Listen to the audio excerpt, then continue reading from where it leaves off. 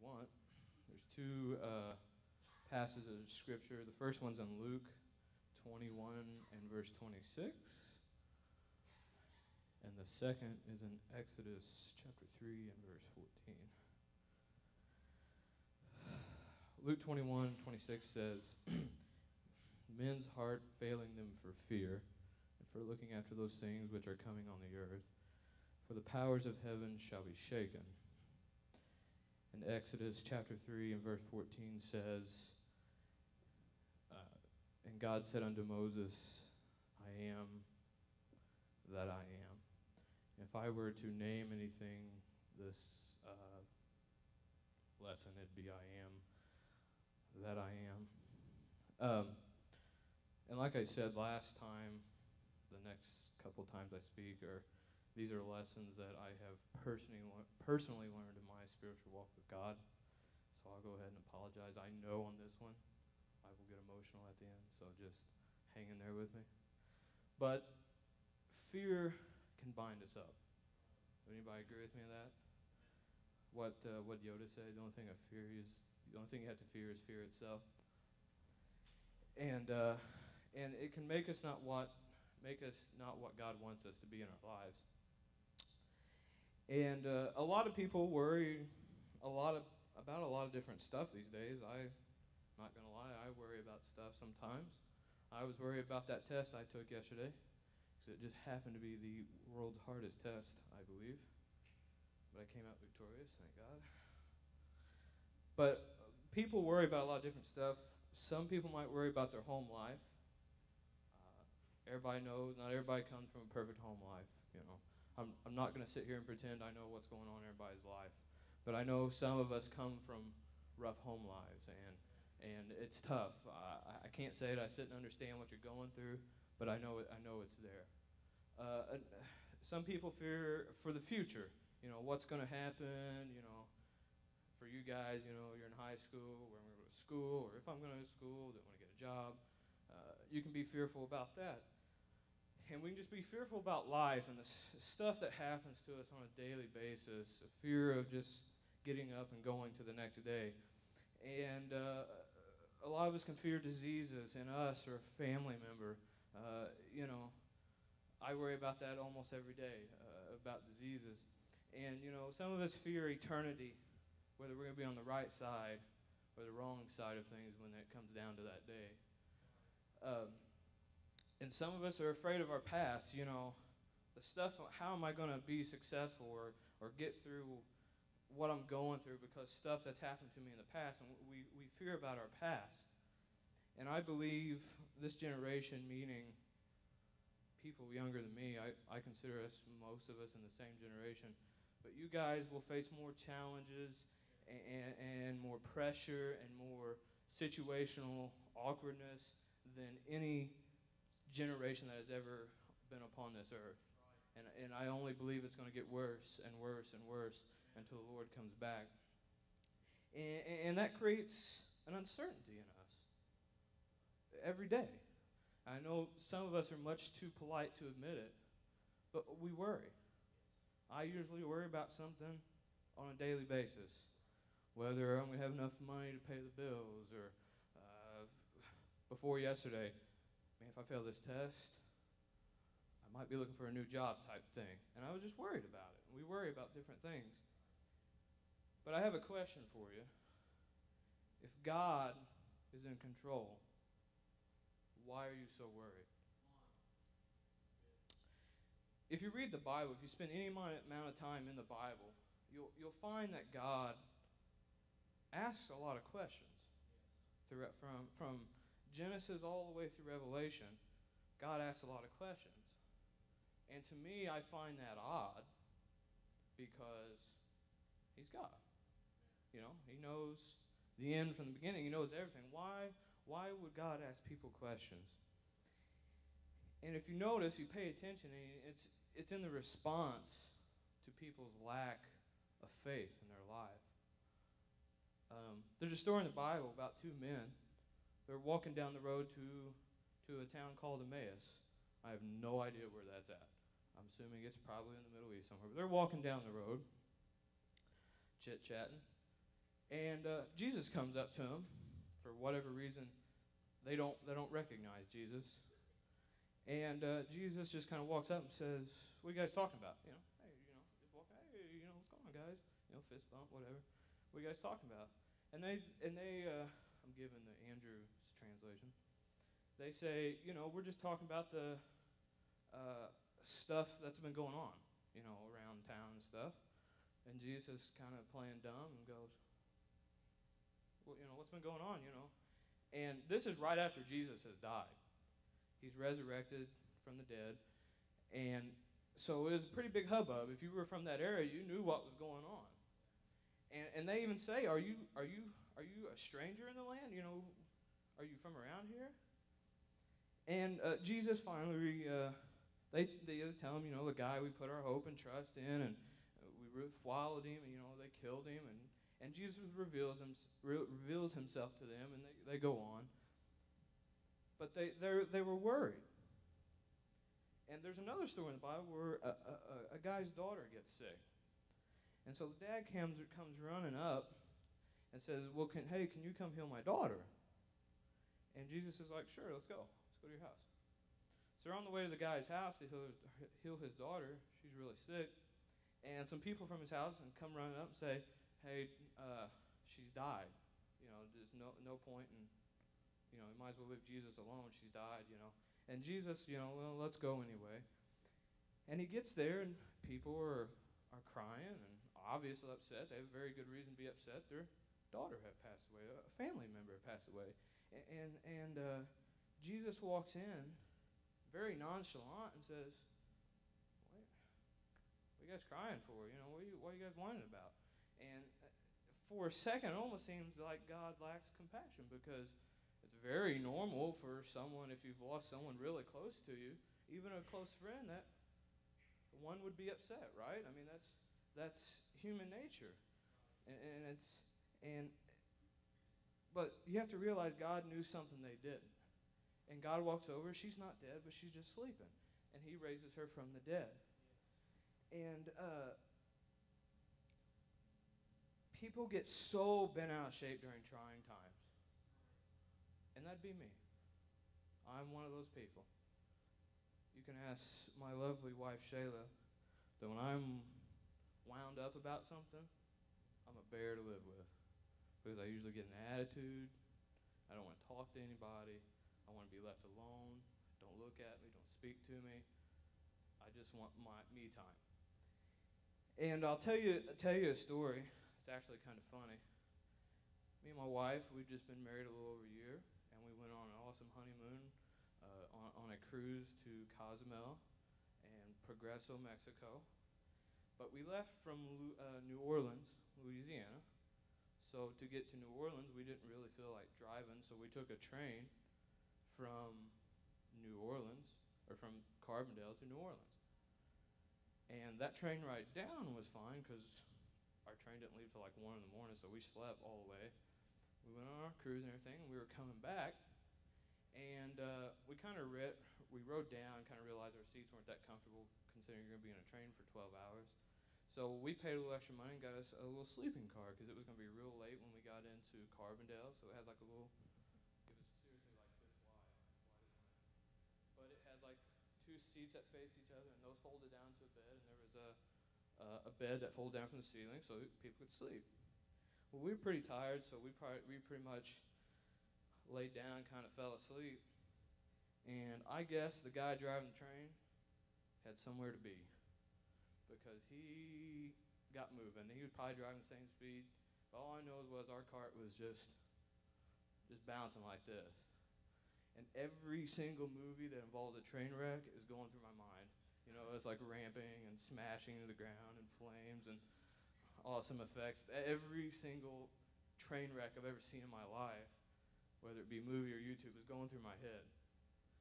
And I'm nervous. I don't know if Shayla knew I was nervous, but I had my hands. I was laying on the top bunk. I had my hands like this. And I was freaking out because, hey, I've been married like a week. I'm going to die. And, I got some goals here, God. Need a little help. And I'm not going to lie, I kind of started praying. Like, I'm a youngin' guy. God, kind of have some goals in life. Kind of want to make it home okay. And I was, I'm not gonna lie, I was really getting nervous. Like, I usually sweat when I get nervous, just a little bit. My hands get a little clammy. But I felt like I was He-Man and keeping that train, that on the tracks. So I'm super nervous. And I don't know how long it went on. I wasn't paying attention to time. But I felt a little impression on me. And we were talking about this Sunday about God speaking to us. And I didn't bring this up. This is literally, I think, the first time in my life I could quite literally hear someone in my ear say, I'm for you. I have this train. I'm for you. I'm okay. You're going to be okay. And so that kind of just set my spirit, and I calmed down and fell asleep. Didn't wake up till we were pretty much in Carbondale. And a week or so later, I kind of come back to my mind. I said, that's gotta be in the Bible somewhere. And so I kind of started Googling and trying to find it. And I found a verse in Psalms 56 in verse 8. It says, Thou tellest my wanderings, you put my tears into thy bottle, and they are not in thy book. When I cry unto thee, then shall my enemies turn back. This I know, for God is for me. And that really struck a chord in my heart, and just realized, if I put God first, and I do what I'm supposed to, He's for me. He's going to take care of everything. And when I get worrying about stuff job stuff or money stuff, this always comes to mind. And when our money's tight, and when we're trying to figure out bills and money situations, Shayla doesn't have to say a thing, but I know she's starting to worry a little bit. She gets a little panicky. She doesn't have to say a word, but I see right through her. And I tell her every single time, you can ask her, it's going to be okay. We paid our tithes. It always is okay, and you know that. We've been married a little over a year, and it's always been okay. It's always worked out. The money has always worked out. I don't know how it's worked out, but it always has. And God has provided every single need that we've ever needed. And what's cool about that verse I read, if you read and the history around that, David's in jail when he writes that. David and Goliath, you guys know that story? The Philistines later captured him, and he's in prison. He wrote that when he was in prison. He's going to get executed the next day. People were running around outside yelling, we've caught I think the Bible says we've caught the slayer of Goliath. And he's in prison. And awful brave person, for awful awkward position for that guy, for David to write, God is for me, when he's getting ready to be executed the next day. And what David realized, when God was all that David had, God was all that David needed. And I'm telling you guys tonight, I don't know how simpler to make this. Whatever you guys need, He's it. Whether it be something trivial as, you guys may not be old enough, money. Trivial as something enough of getting an A on a test. All I know is I passed that test yesterday. That's all I know. I don't know what grade I got. The paper said pass, so that's all I cared about. It's trivial. People think, you have a prayer request and it sounds stupid sometimes, because I've had those. I've requested prayer for grades when I was in college. But it's always worked out when I put Him first. When I put Him first. And I'll tell you a story. I don't know if you guys heard this story or not. If you have, just act like you enjoyed it the second time. And this is going to sound stupid, but I truly believe, I've had people quite literally laugh at me. God performed two miracles, for me and my wife in the last year before we moved up here. Actually, right before we moved up here. Um, Before I got up here, we both worked part-time jobs. Money was extreme. I'm sorry, I keep coming to money, but God keeps.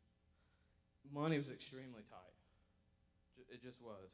We barely made ends meet. Barely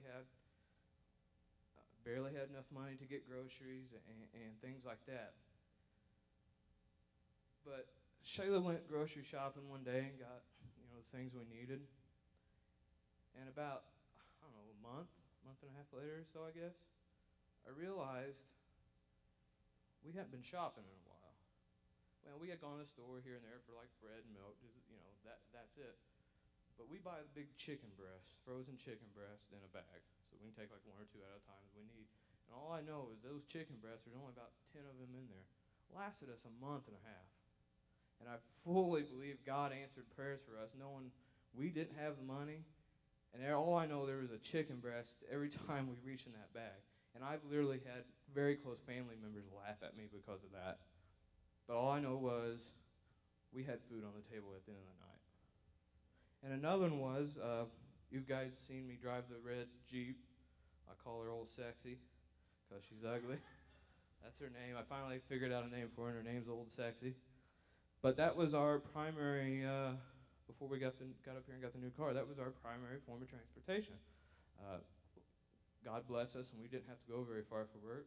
Shayla's car, before we sold it, I couldn't pay somebody to steal it. I'd gas it up, leave the windows down, everything. No, I didn't. We didn't take it out of town type of car. And one day we went over to her grandma and grandpa's for lunch. It was a Sunday. We left her grandma's house and turned on the car, and it started doing all kinds of crazy things. Check engine light, it's blowing smoke all over the place. We limp it home just because her grandma and grandpa just lived down the road, and it's still sitting there. And I get out of the car, and like I said, this is going to sound stupid. I got out of my car, I laid the hand on the hood of my car, and said, God, we don't have because I knew it was a major engine problem. I know just enough about cars to know what's going wrong. I knew it was a major engine problem. And I said, God, you know what's going on. You know we don't have the money to fix it. And that's all I said. All I know is 10 minutes later, we walked in. We were in a hurry. I remember we walked in our house, hurry up, change clothes, go to church, and that car started right up, checking an engine light, went off, and it's never come on since. And she runs like a doll. And I know that's trivial, stupid stuff. But if God cares enough to put an extra chicken breast in my bag so I can have something to eat that night, He cares enough to take care of your home problems, your future problems, your past problems, your disease problems. He cares. And anything you guys need tonight, when you put Him first, is up here at this altar. If you do any kind of, I'm a nerd, so I do this kind of stuff. If you break I am, that I am down, and you do all the Hebrew and Greek translations, it literally means I will be what I will be, meaning I will be what I need to be for you. I will be your true. I'll be your life. I'll be your light. I'll be your God. I'll be your bread. Quite literally sometimes.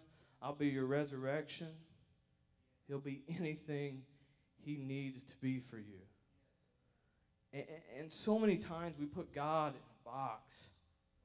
And that's why last time I talked about the grandeur of God and how awesome He is. We put God in this tiny little box, and we get Him out when we need Him, and we don't realize what He can do for us.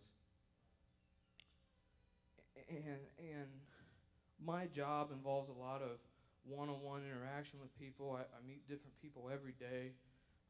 And if you spend, I know some of you guys do, spend any amount of time on Facebook, mainly Ashley, she's always taking like selfies. She only does like 800 a day. I look like a creep on Facebook because it's just Ashley pictures on my post. Looks like I only have one friend. I'm just giving her a hard time. But if you spend any time on Facebook, you realize I've always had the ability to see through people's walls people put up, and I can tell when somebody's lying to me from 100 yards away. I don't know if it's a blessing or a curse, I don't know, but I've always been able to like read people, just kind of truly how they're feeling. I can tell when someone's giving me their fake smile. And these are not all of them, but most of these, what I'm getting ready to read, are posts on Facebook of my friends. How many there are, I don't know. But I've added a little something to the end. I need hope. I am. Man, forget this. I'm about to give up. I am. Honestly, I feel lonesome. I just want a reason to smile. I am. Where's the love? I am. Late at night, I wish I had someone. I am. What works? I am. What lasts? I am. What's the latest thing? I am. I need a fresh start. I am. I'm not sure who's on my team. I am. My vision is bigger than my resources. I am. Who can I trust? I am. Nobody's listening to me. I am. I don't have a prayer. I am. My marriage is sinking and I don't know where to turn. I am. I can't hold on. I am. I'm pouring into others, and who's pouring into me? I am. If we fail, who'll get the job done? I am. I'm not sure why I'm here. I am. I've given all I can. It's still not enough. I am. I quit. I am. I can't. I am. I need a drink. I am. I need a fix. I am. I need a lover. I am. I just need somebody to hold me. I am. If the musicians come tonight, and you may say, Andrew, that all sounds good, and all you did was copy some Facebook statuses. I'm not gonna lie, I did. That's what I did. But I can prove it to you. That God has been, can I say, I am to somebody.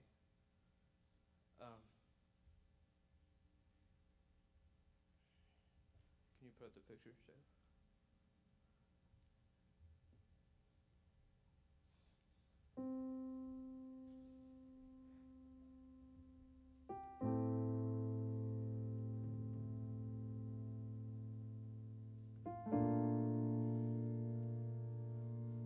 That's obviously a family shot. See my ugly mug back there, and I think how cute Ayla is so small in that picture. But that lady in the middle, the old gal in the middle, that's my grandma. She hasn't died; she's still alive. I love her to death. But that's all her grandchildren. Minus one or two who live out of state. On her right, the guy in the white shirt, that's my brother, and that's my brother's wife next to him. And the guy on the end, his name's Jordan Griffith. He's pretty much, and the girl in the yellow, that's my cousin Destiny. Jordan and Destiny are dating; they're pretty much engaged. So, but he's grown up; he's pretty much family. And then you see me and Shayla. That's my grandma there. And I love her to death. I'm going to say this, and I really don't care if you agree with me or not. That's the best woman on the face of the earth right there. And she was always a writer. I always had to get on the internet and find ribbons for her typewriter. I'm like, Grandma, let's get a computer. Finally, when we literally could not find the ribbon for her typewriter anymore, we finally forced her to get a computer.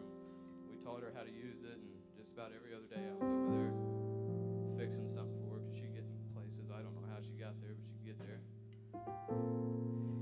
And she was always a writer. And she wrote skits. You know, been in church. She been in church all her life. Kind of backslid when she was 16 to 18 years old. And actually, I just found that out last night. But she got back in church, got married, had a little boy. His name was Brent, and he would have been 60 or so now. But he died when he was only like a year and a half old. He had some health issues. And then he had my aunt, they had my aunt, Bobette, which is the mother of the girl, and her older brother, who's not in that picture. And then my mom was born, who had me and my brother. And she raised my mom and my aunt in church. And so then my mom got married to my dad and had me. We were all raised in church. And I'm so proud of, about the best I can figure, I'm 4th, 5th generation Pentecostal. I'm so proud of my heritage. But when was that? January of last year, I noticed my grandma had kind of been slipping here and there. She wasn't as crisp as she was, you know. She always acted fine. She was always bubbly and stuff like that. But she wasn't, she'd forget stuff, but she's late 70s, early 80s, so I pushed it off as everybody, her whole family pushed it off. She's just getting old. And she would say things like that. She goes, I guess I'm just getting old. In January 17th, I remember it to this day, of last year, she just snapped. Something in the brain just went wrong somewhere. And she has Alzheimer's really bad. And she's gotten better. They've got her on some medication. But she's still not Grandma Jarvis, you know. Some days she knows who I am, some days she doesn't. She has good days and bad days. And I struggled with that for a long time. And, you know, God, she was a godly woman. Literally has gone through hell and high water with my grandpa. My grandpa's not in church, and my grandpa used to give her, just torment her about going to church. And she still went. And I God, why would you let something like this happen? I hate to sound this, I just assumed she passed away. So I knew she was okay. And that's what I pray every day for is, Lord, just give her a peace, you know. Just so, because she was tormented, like, and it would break my heart. She would say, Andrew, she'd start crying, and she'd say, I'm not saved, Andrew. I'm like, Grandma, you're just talking crazy today, Grandma, you know, and calm her down. But that just break my heart because I knew she was fine. She would say, I'm sinning. Grandma, no. You're the epitome of a Christian. And it would just break my whole family's heart. Because my grandma was actually a texter. It'd take her a while. I would text her a lot, and we would talk about, and when I needed prayer or spiritual guidance, that's who I went to.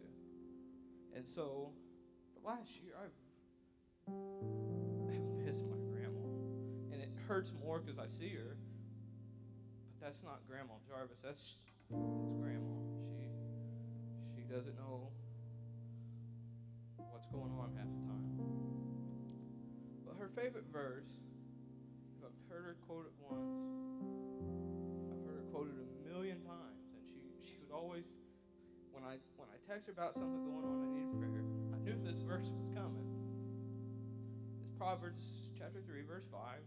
If you've been in church or been around church any amount of time, you've heard it. It's trust in the Lord with all thine heart, and lean not into thine own understanding. In all thy ways acknowledge him,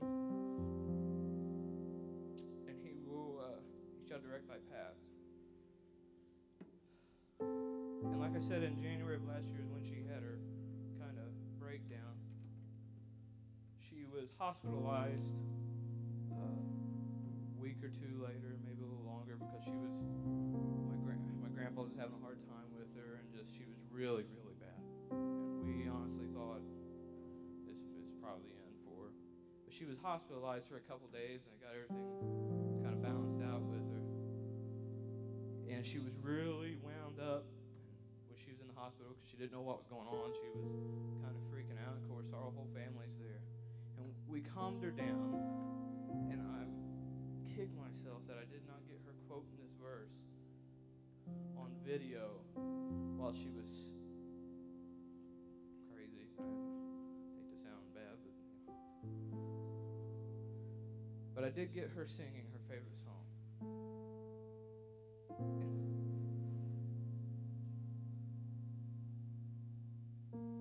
And this is what amazed me. She couldn't tell me my name. She couldn't tell you the name of anybody in that hospital room. If you don't believe me, Shayla was right there. She didn't know who we were, wanted to know who we were, but we got her calmed down. If you'll play that video, Shayla.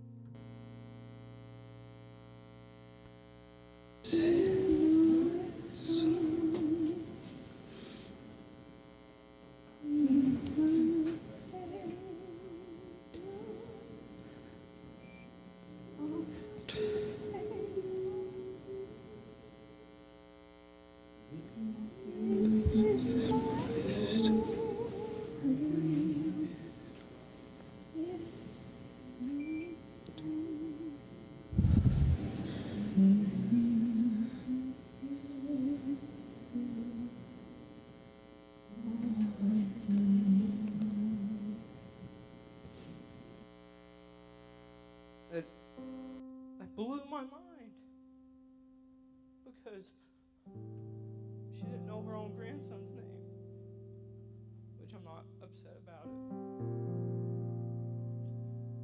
I wish you could have been that.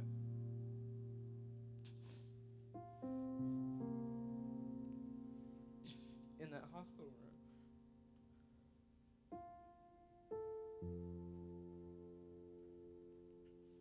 Never felt a peace like that in my life. She didn't know her left from her right, up from down, but she could quote Proverbs.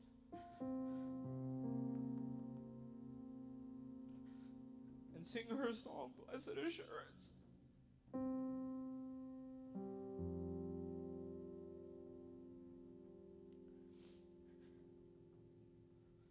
Then the verse, the very common verse in Psalms that come to me.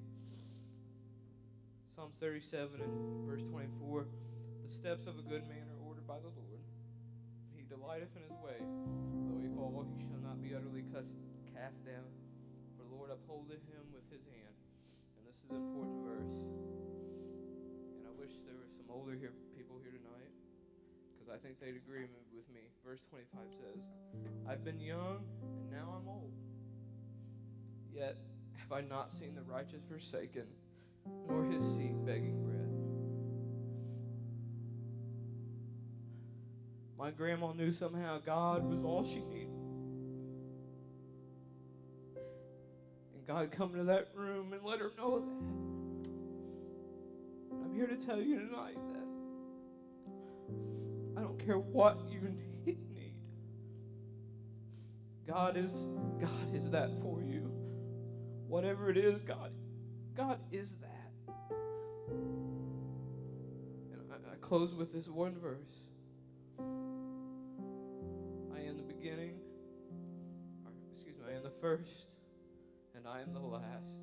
I'm the beginning, and I'm the end.